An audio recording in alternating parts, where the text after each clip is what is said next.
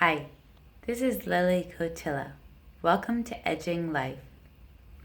I want you to take a moment, if you like, and think about what your internal milieu looks like and sounds like, cognitively speaking, on a day-to-day basis. Where your thoughts take you, where your emotions connected to your thoughts take you, where your memories go, if you go there at all.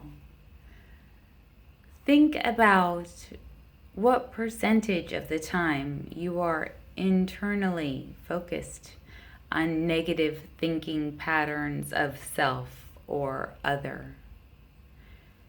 Think about how much devoted energy you spend to pessimism or annoyance or irritation of what you have to do next, or how you're not being appreciated, or that you're not making enough money, or the list could go on and on. Truly be honest with yourself and think about the percentage, or a pie, if it's easier, of your inner world, the extent to which you focus on negativity.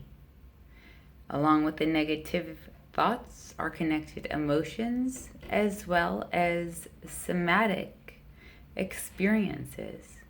And as we all know in Eastern philosophies, each organ is associated with an emotion. So that's something you might be cognizant of as well if you are experiencing any health ailments.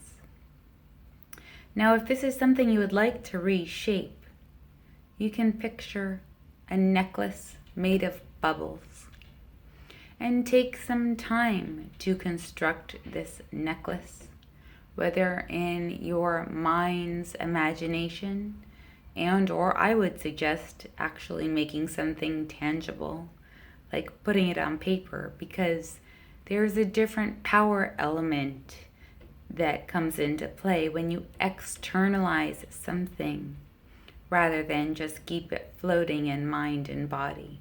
There's something more tangible and graspable in the future if you want to reinvite these positive memory capsules into your psyche, into your experience. So take some time, maybe days or weeks or even months, and search your memory, and or as you go through the days of this life in the now, take a mental photograph of a scenario, a situation, an interaction that really made you laugh, something that was poignant, that was not directly connected to you, but perhaps you saw on a street. Take a pause from the rush and the go and all these positives that just float right on by you because there's no recognition of them. There's no pause to capture them in a camera, in your mind, in your body, in your psyche. So like a necklace made of bubbles of memories in the past or the now, take the time to fill these bubbles with things that touch your heart, that make you laugh, that make you love, that make you appreciate. And not so slowly, actually, you will begin to change your inner world. You will become more positive, happier. In times of stress and or discomfort and sadness, you can pull these bubbles into heart, into psyche, and relive them almost in the now, dependent upon how imaginative you want to revisit the bubbles. One could call this an aspect of cognitive behavioral therapy. It doesn't matter. Just have the bubbles easily accessible, because the thing about life is we so easily go to regurgitation of the same story.